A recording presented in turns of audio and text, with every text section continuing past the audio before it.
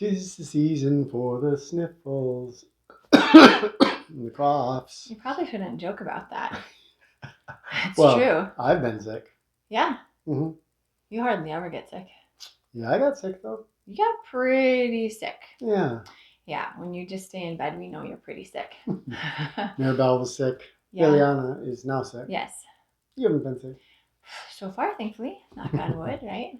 Yeah. Well, what's so bad about being sick? Well, it's easy to think about all the stuff that sucks about being sick. It's one of those just things that's bad.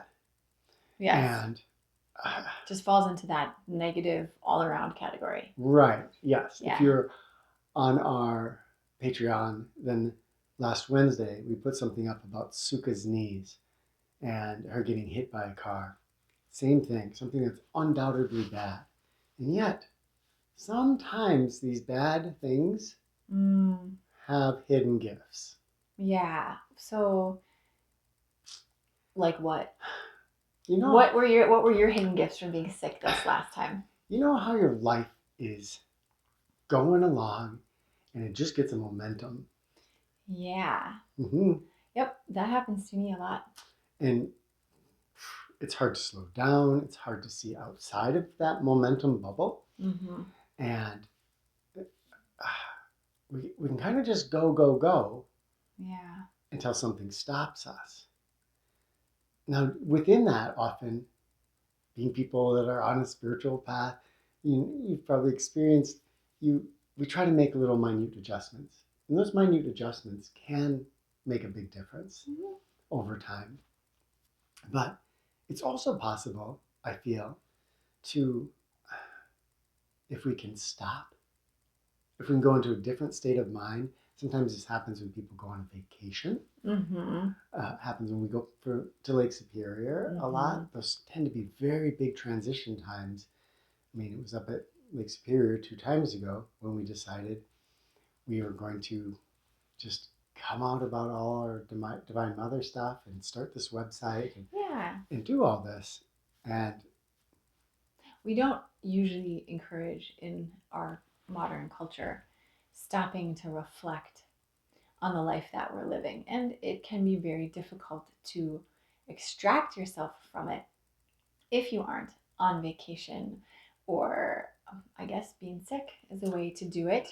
Ideally, eventually, we would find ways to step out without having to be sick. And I sometimes wonder, I mean, obviously, we get sick, but I sometimes wonder, would I at least get less sick if I actually just gave myself sick days? Or, if I actually just said, hey, you know what? This has been an emotionally tough week. A lot has been going on. You know what? Tomorrow I'm not going to do anything. And by that, I mean, I'm actually not. I'm not going to say, because for me, a break is stop all of this so that then you can clean, declutter whatever your closet that you haven't touched for, 5 months. Yeah. That is not it. It is doing nothing. It's the fine art of doing nothing. And the sad part is that when we're sick, we kind of are forced into doing nothing. And sometimes you don't even get. I sometimes glorify being sick in my head. I'm like, oh, and then I get sick and I'll have a mug of tea and I'll have, this and I'll have that. But then when you're actually sick, you're just like, I don't want any tea. I don't want any Jello. I don't want anything. And I can't read. And I'm so tired. I can't, and it's really not as beautiful as you think it is. But I do agree with you that it is a way that our bodies actually are saying, stop. Yeah. And so what can we do at that time? What did you do when you were sick? I spent a lot of time because there's a whole day when I was just laying in bed basically. And a lot of time talking with Divine Mother, in meditation, in prayer, and thinking about, the big goal I have and have had now for some years of just trying to be present with Divine Mother, with beingness in every moment of my life. And that's something that I just keep striving for and failing at. But being sick, I think, brought me a little touch closer. because there's that time to really stop, to really listen, Yeah.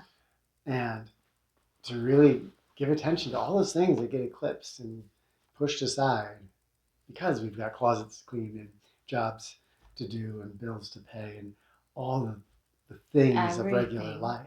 Kind of the Maya, the illusion that Yeah. we're always kind of following, plugged into, chasing. Yeah. Yeah. And I think being a bad thing, being sick holds a little something else. And we're probably also reminded very subtly when we're sick of our mortality.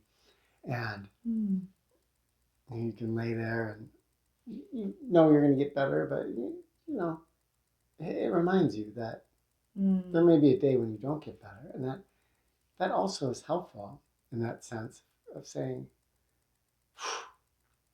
I guess creating a sense of urgency. Yeah. Yeah.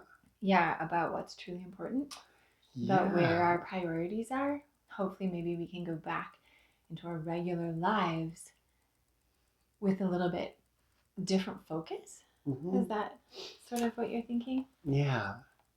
Yeah. Ideally, I think at some point we get a big shift in focus because life, life feels like there's the important things, the paying the bills. And then often our spirituality is kind of a side dish that we give attention to. But if we, if we knew we were going to die tomorrow, we might give less attention to our bills and more attention to our spirituality. I can't remember this. I was reading a story recently. I don't know if it was a Zen story or if it was in an Arab tradition. But the basic idea was this teacher, guru, or whatever, was holding this person under the seeker under the water, yeah, and saying, when you must have been more of a Hindu. I feel like it was Ganges. Yeah, yes. The person came and said, "I would really like to know God. Could you show me God?" Yes. And the teacher takes, "Sure, come on this way." And down they go to the Ganges. And he's like, "Come on out here to the water." And okay. And then he grabs him, shoves him under, and holds him there until he's like, "Wah!" Right? And then he comes up and he says, when the desire to know God is as strong as the desire to have another breath of air, you will be able to find God. Yeah. And I think Tell me what that has to do with sickness. Well, it's what I come up. No, I mean, in my asking personal you, quest. It's what I come up against all the time. So I wake up in the morning and I have this intention to be very present spiritually. But then, there's dishes to do. Maybe there's a little squabble with the girls that I have to help with, and then there's the birds to feed, and there's the illusion. Yeah, there's all this stuff that that I could be doing in a state of presence, and I realize that. But those tasks have a way of absorbing the mind, taking it over, and then you get lost, and you get to the end of the day. At least for me, you get to the end of the day and say, "Wow, I really had a good intention this morning of being focused on Divine Mother," and then, bang, breakfast. Bang, breakfast starts right then and there. It's all done. Well, okay, so these are just a couple of thoughts as we've had our talks, and they're just random. So I'm sorry they don't specifically relate to what you're saying. I'm being tangential, but I think that when we're sick, you were talking about listening, and you also mentioned the ability to kind of step out of your normal way of doing things in order to reflect. So when we're on vacation, we have one way. When we're sick, we have another way. And I often, when I'm sick, cannot think very clearly.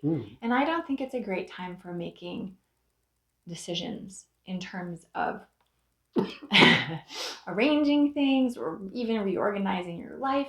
But I do think there is a special way that we can listen or hold open. I believe it happens with artists or anyone who's creative. There's a creative stillness that we can enter where we're listening. And so for if you're an artist, you're listening for the inspiration, you're waiting. You can't use your mind to make a new idea. Yeah. It comes to you Yes, when yes. you are listening. And so I think there's a certain kind of listening when you're sick, and it's very important to have that gentle listening and that gentleness with yourself. And I think when we're sick versus when we're on vacation, are reflecting on our life. So a lot of times when we go to Lake Superior, we talk about, hey, how's it going in our life? Are we choosing a good route? Have we organized things the way we want? Do we want to do something differently? And we have a distance. I think for me, when I get sick, it's more about, hey, this being that's Rebecca, what's she doing? And Yeah. I try to kind of sometimes, of course you can get insights on your whole life, but I kind of try to say, hey, body, you're telling me to slow down. Do you have other messages for me? Do you have other things that I should be doing differently, thinking differently? So Yes. that is just one thing that came to mind. Yeah, that's exactly what I would have said in answer to your question a while back. Because it's that stopping that we just don't do otherwise. You don't stop. And especially when you have family. Yeah. It might be different if it was just me, but when you have a family, you really feel like you have to justify, hey guys, I'm just going to take today. I'm not going to help with anything today. Bring me my food. Right. What? It feels very contrary. And yet, I think the only thing that really ever got through to me about taking time for myself, especially when the girls were younger, is that I model to them what it means to take care of myself, what it means to be a living being in this world.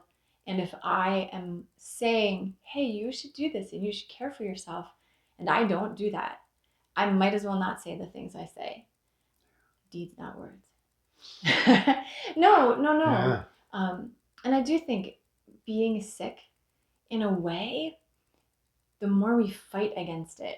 We used to see this with Mirabelle all the time. She does not like to be sick. I mean, who does like to be sick? But she really, really almost had a feel phobia of being sick. Yeah. She still strongly does not like being sick, but she's learned to accept it. She would get very angry when she was sick and very upset and very distraught about being sick. And I would always tell her, I think that kind of makes it worse for you. Your system is trying to recover, you're stressed. So the point I'm trying to make is that if we don't look at sickness, and it could be injury too. This happened with me when my knee was so out of it this spring. I couldn't do anything. Yeah. That we, in a weird way, invite that in. We say, okay, sickness, injury, here you are, and instead of doing the thing, oh, no, I can't do this and I can't I mean, of course, allow your emotions, but there's this kind of, no, this is not how it should be.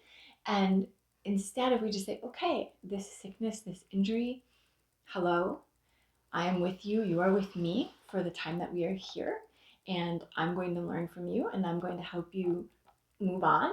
Yeah. But I wonder if we would have a different relationship with the injury or the illness if there wasn't a fighting against so much as an understanding that this is a necessary part, maybe even of our spiritual journey, and at least a chance to stop.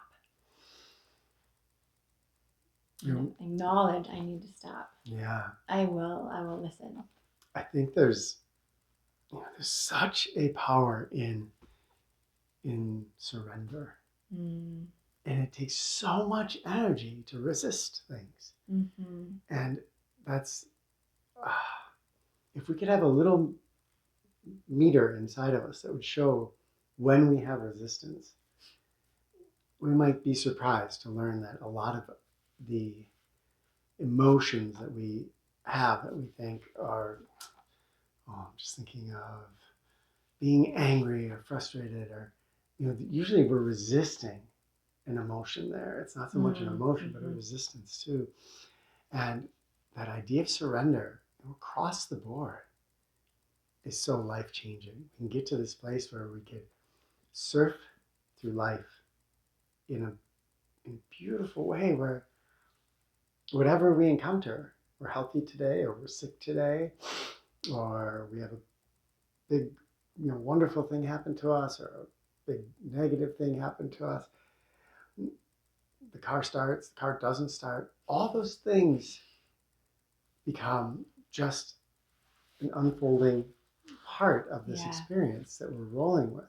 But of course, that's not how we humans work. We present out, even unconsciously, a an ideal version of what our day and situation should look like. I am Yeah. so glad you said that. Lately, I've been thinking, and maybe we can do a message on this too, but I, the other day, was really struggling, have been struggling with some anxiety and depression that I'm not really used to. It's very, very intense. It's called perimenopause. Yes, it's Yeah. definitely And not, it's not something I'm used to. So that makes it, I mean, how can you say, oh, I get used to anxiety and depression? Does it make it scarier though, or because you just don't have Um, familiarity with it? I mean, I think if I had been that way throughout my life and I had gotten help or so I don't know my way. Yeah. I don't understand what do I do and when is it this and when is it the other thing? When is it me just being in my head? Anyway, that's a Yeah. completely different topic. But I was talking with Divine Mother in the morning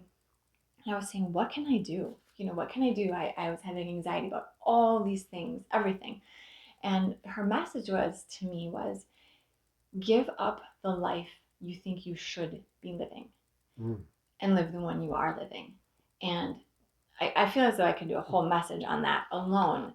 But the important part is that when we get sick, it's this little reminder that there aren't really any shoulds. There's no life over here that you're supposed to be living. That's this perfect life that if only you would make the right decisions and you would, think the right things, then you'd be in this life. If we can give up that idea, this I shouldn't get sick, and we just acknowledge, or as you say, surrender. To me, surrender isn't giving up. It's an acknowledgement of here's where I am, and to the best of our ability, an acknowledgement without judgment. This is it. This is it right here. And so there's giving up the life we should be living and surrendering to the present. And from there, if we are, especially when we're sick or injured, in an open listening place, I feel like that's where major, incredible growth happens. And sometimes it's just small, it's just a little seed that then continues to blossom. And so I think it's very important what you were saying, how our mind tends to think, I've got this and I've got that and I've got this. And in some ways, I believe that sort of imaginary life that you could be living if only you just knew the right things to do is very detrimental to actually being here. If you can see what actually is here, yes, I'm sick. Yes, I need to care for myself. You can just deal with that. So, and then there was one other thought. Yeah. It happened way back when. I was talking with Mirabelle this morning as we were crafting together. And I was talking with her about anxiety, and I was talking with her about, how do you manage dealing with feeling like you want to spend more time with the people that you love, and you want to have more fun, maybe you want to stop more, right? And not just wait until you're sick or wait until you've saved up for that vacation that you can finally take. And yet, how do you not feel anxiety over the things that should get done? And she said something that I thought was really wise and something I know, but it's good to be reminded of, which was, Mom, you're always going to have a to-do list. She said,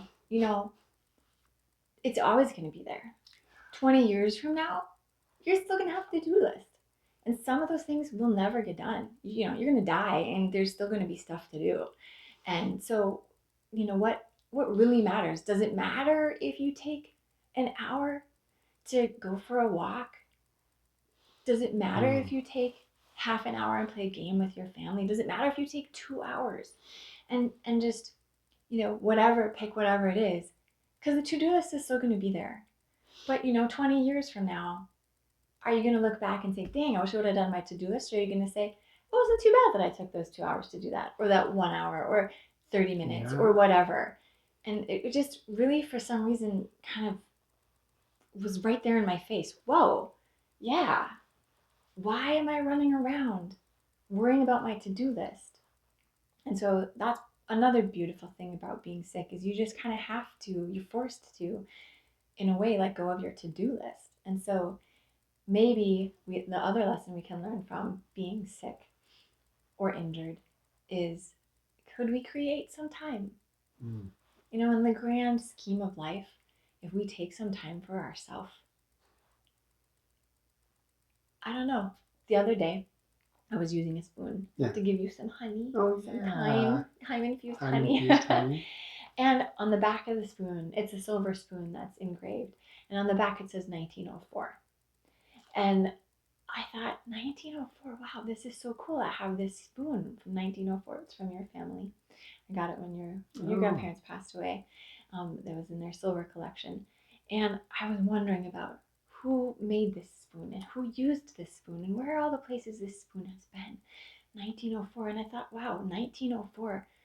It's highly unlikely that there are very many people left today who were alive when this spoon was made.